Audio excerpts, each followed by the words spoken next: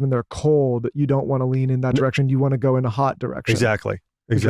What about barrel sauna? I think barrel sauna can be great. Here, I like both of them are great. Both types of sauna are great. I like barrel sauna if you want to sweat more, get more movement, detoxify the liver, the lymph. I think it's probably better for those things.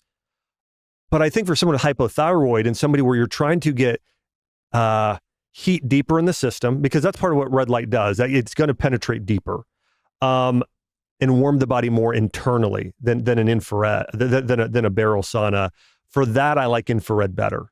They're both great. You're going to get benefits from both, but if I'm kind of forced to pick which is better for hypothyroid, I'm going to pick the infrared.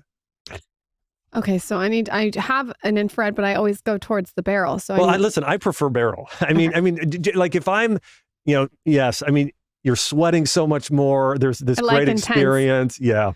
I have heard from multiple people off air and on air that Ozempic will soon be like a Botox, meaning people will be talking about it like they're going to get Botox. And I actually heard from someone who's from Korea that in Korea, they go to a drugstore like a Rite Aid and they just get Ozempic like it's not a big deal. Mm-hmm. Do you believe we're headed that way? What do you believe are the pros and the cons of that? Do I believe we're headed that way? Yes. Do I wish deeply that it wasn't headed that way? Yes. So here's the biggest thing that people need to know about Ozempic and Wegovy and these peptide, these medications. They cause your body to lose muscle mass. So if you were let's say you're on losing weight via any other way, let's say it's exercise or eating healthy or just let's say just calorie restriction. The amount of muscle mass you'll tend to lose is maybe 20, maybe even 25%. Okay. When you're doing Ozempic, you're going to lose 40%. Wow. So you could be losing almost double the amount of muscle mass taking these medications. I mean, losing double the muscle mass, what that does and hurts your longevity. Here's the other thing. Ozempic and Wegovy cause something called gastroparesis. And you can just look that up. That's the main thing it does. So what it does is it slows how quickly these foods pass through your GI, through your digestive tract. And what that also is tied to is nutrient malabsorption. So you'll start to see people, watch this, you'll start to see people that are on those medications like Ozempic and Wegovy, you'll start to see, look this up, it's called Ozempic face or hashtag Ozempic face. You'll start to see a sunken in look. That's the look of malnutrition. And it's not from just a fast weight loss. No, it's from malnutrition. But in addition, you'll see more sagginess too, because they're losing more muscle. They're losing way more muscle than they should be. And so people just have to understand that.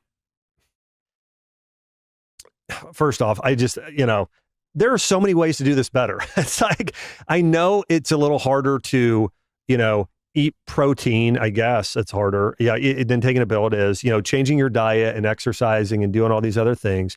But if somebody just started walking a little bit more, trying to just really focus on upping their protein intake and maybe took a supplement like, I don't know, bayberry or berberine, that alone would get the same results. What's this berberine? Berberine's a supplement. Yeah, but what is it? So berberine is a compound from the bayberry leaf that is probably the number one thing you could take for balancing blood sugar levels and helping insulin. So it's almost like imagine a natural metformin. Now it's not exactly, because I think metformin is extracted from lilacs. Well, it was the idea, and then now it's made synthetically. But I think that basically, if you want to take something that's amazing for balancing blood sugar, like for diabetics, there's nothing better than berberine. And what's the brand you like?